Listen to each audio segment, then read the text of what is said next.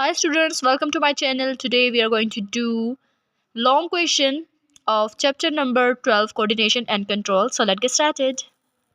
So students, our first question is explain the different types of receptor in human beings.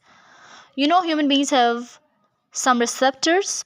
So they are questioning that explain the different types of receptor in human beings. So these are the different type of receptor in a human body. These are photoreceptor, eyes, ear, tongue, skin. ये सारे जो है receptors हैं human body में. Second question is describe the structure of human brain.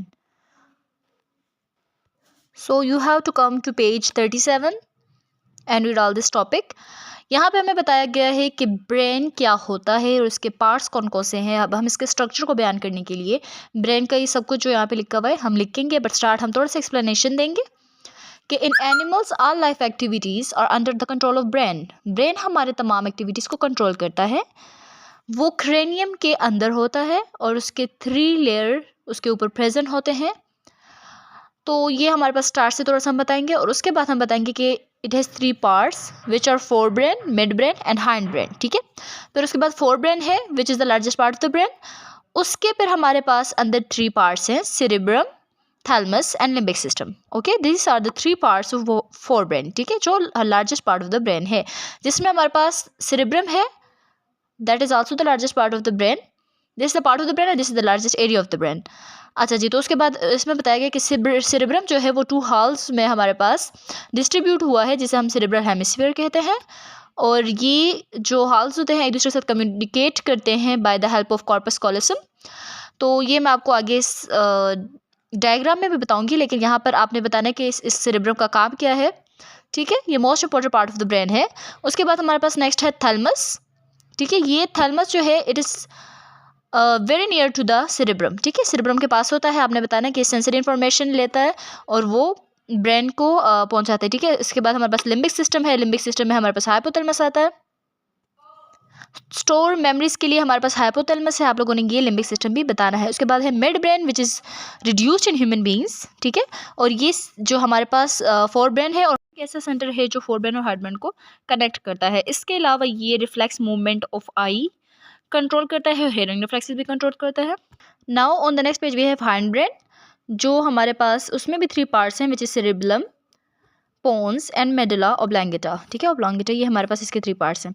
इसको भी आप लोगों को देख लेना है, इसके भी अपने अपने कंट्रोलिंग फंक्शंस. जी, ये हमारे पास है largest part of the brain जिसे हम फोर ब्रेन कहते हैं. ठीक है, ये फोर ब्रेन, इसमें हमारे पास ये जो सबसे बड़ा पार्ट है दैट इज सेरेब्रम.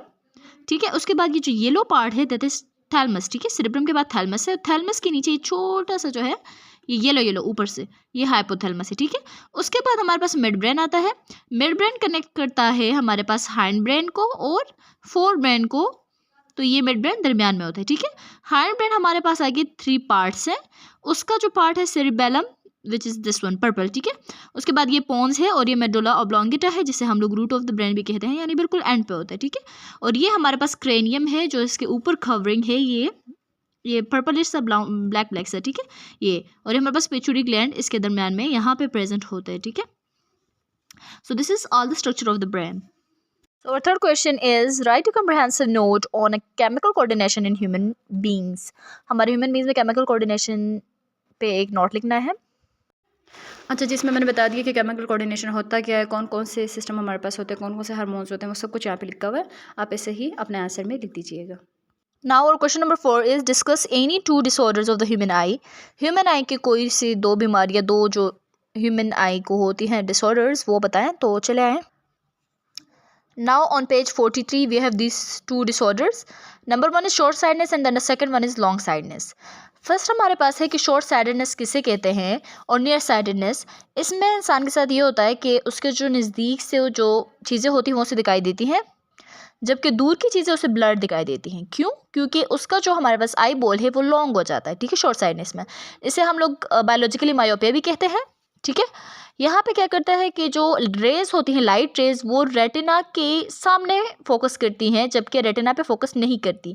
इस वजह से जो उनके दूर की नज़र होती है वो ख़राब होती है. ठीक है, तो और इसके ट्रीटमेंट के लिए हम लोग कनकेव लेंस यूज़ करते हैं, जिसकी बदौलत हमें वो दूर वाली चीज़ जो है ना वो नॉर्मल नज़र आना शुरू हो जाती है. शॉर्ट साइडेडनेस में हम लोग लेज़र आई सर्जरी भी करते हैं, लेकिन यहाँ पे क्या लेज़र आई सर्जरी में क्या होता है कि ये जो कॉर्निया होता है, ये जो लंबा हो चुका होता है, थोड़ा लॉन्ग हो जाता है, उसको दोबारा से ठीक किया जाता है बाय लेज़र आई सर्जरी। अब आप यहाँ पे देख सकते हैं हमारे पास नॉर्मल डिस्टेंट विजन कैसे होते हैं। यहाँ पे ये देखें, ये जो हमारे पास लाइट रे आ रही है यहाँ पे रेटिना के साथ टच हो रही है, जबकि शॉर्ट साइडेडनेस में हमारे पास क्या होता है, it is not touching the retina. ठीक है, ये रेटिना से आगे ये इमेज बन रहा है, जिसकी वजह से हमारे रेटिना पर ब्लर इमेज रह जाता है। ठीक, और इसकी वजह से हमें शॉर्ट साइडेडनेस हो जाती है। लेकिन जब हम ये कनकेव लेंस यूज़ करते हैं तो उसके बाद क्या होता है, जब हम लोगों ने ये ग्लासेस पहन ली कनकेव लेंस वाली, तो वो जो इमेज है वो रेटिना तक पहुंच रहा है, वो रे, तो उसकी वजह से क्या हो गया कि शॉर्ट साइडेडनेस करेक्ट हो गई है। अब नेक्स्ट डिजीज़ है हमारे पास लॉन्ग साइडेडनेस, इसे हम फार साइडेडनेस कहते हैं। इसमें इंसान को दूर वाली चीज़ सही नज़र आती है, जबकि नज़दीक वाली चीज़ सही नहीं नज़र आती, ब्लर नज़र आती है। वाई? क्योंकि यहाँ पर क्या होता है कि ये इमेज जो है ये at the back of retina बनता है, यानी उससे पीछे बनती ये इमेज जो है ना, ये यहाँ पे बनती है। ठीक है, तो यहाँ पे क्या होता है, so they are focusing behind the retina. अब यहाँ पे क्या होता है, इसको हम लोग हाइपरमेट्रोपिया कहते हैं। और यहाँ पे क्या होता है कि जो हमारे पास आई बॉल होता है वो शॉर्ट हो जाता है। ठीक है, उसकी शॉर्टनेस की वजह से हमें लॉन्ग साइडेडनेस होने लगता है, और उसके ठीक करने के लिए, उसके ट्रीटमेंट के लिए हम लोग कन्वेक्स लेंस यूज़ करते हैं या कन्वेक्स लेंस ग्लासेस यूज़ करते हैं, जो हमारे यहाँ पे आप देख सकते हैं ये इमेज पीछे बन रही है, लेकिन जब ये करेक्ट हो गया तो अब ये इमेज इसके ऊपर रेटिना के ऊपर बन रही है। इसके हम लेज़र आई सर्जरी करते हैं, जिसमें इसको आई बॉल को जो है ना उसको ठीक कर दिया जाता है। तो ये हमारे पास 2 डिसऑर्डर ऑफ आई है, आप लोगों ने इसी तरीके से लिख लेना। ये diagrams are very important for this question. Now our 5th question is describe the causes, symptoms and treatment of paralysis.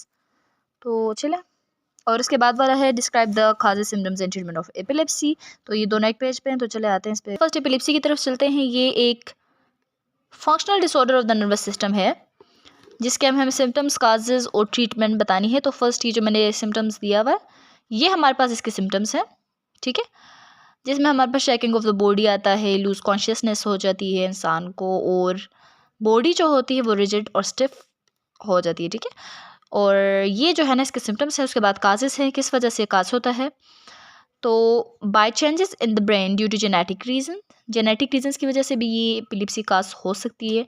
इसके अलावा head injuries, stroke, brain infections and drug abuse में आल्सो काज एपिलेप्सी। ठीक है, तो ये काजेज़ हैं। उसके बाद ट्रीटमेंट हम किस तरह से ट्रीट कर सकते हैं, तो आपके पास ये एंटी एपिलेप्टिक ड्रग्स इसके लिए यूज़ हो सकते हैं, और इसके अलावा हमारे पास ये कुछ और seizures are controlled by anti epileptic drugs.